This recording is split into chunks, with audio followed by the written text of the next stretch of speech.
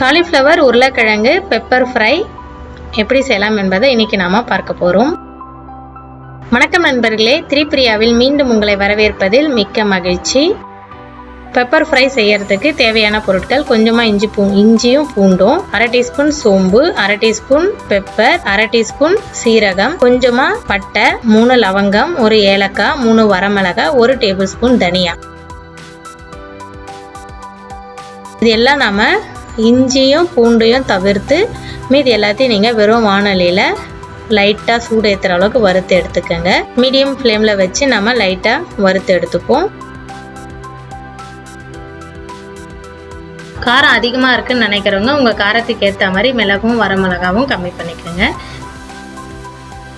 இஞ்சி பூண்டு ப்ளஸ் இப்போ நம்ம வறுத்த அந்த மசாலா எல்லாத்தையும் சேர்த்து நல்லா நம்ம அரைச்சி கொண்டு வந்துப்போம்.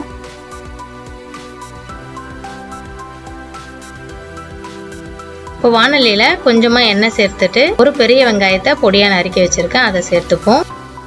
வெங்காயம் சேர்த்து அதை நல்லா வதக்கிக்கங்க. வெங்காயம் லைட்டாக கலர் மாறினதும் நான் ஒரு உருளைக்கிழங்கும் காலிஃப்ளவரும் கட் பண்ணி வச்சுருக்கேன். காலிஃப்ளவரை நீங்கள் சுடுதண்ணியில் போட்டு எடுத்து வச்சுக்கோங்க. இப்போ அதை நல்லா நம்ம அந்த எண்ணெயில் வதக்கணும். காலிஃப்ளவர் உருளைக்கிழங்கும் பாதி அளவுக்கு வேகணும், அது அளவுக்கு நம்ம அதை நல்லா அந்த எண்ணெயோடு சேர்த்து வதக்கி எடுத்துப்போம்.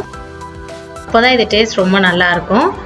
இதை மூடி போட்டு ஒரு 2 நிமிஷம் போல் நம்ம குக் பண்ணி எடுப்போம். அதாவது பாதி வேகிற அளவுக்கு நீங்கள் அப்பப்போ மூடி போட்டு கூட குக் பண்ணலாம். கொஞ்சமாக மஞ்சள் தூள், தேவைக்கேற்ப உப்பு சேர்த்துட்டு நல்லா எல்லாத்தையும் நல்லா கலந்து விடுங்க.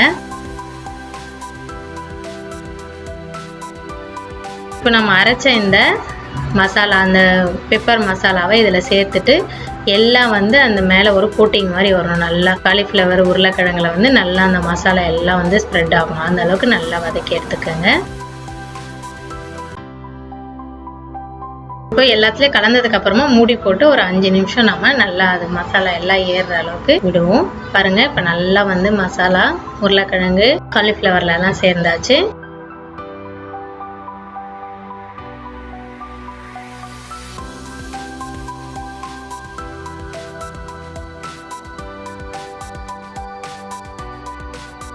கடைசியா எலுமிச்சம்பழம், ஒரு ஃபியூ டிராப்ஸ் எலுமிச்சம்பழம் சேர்த்துட்டு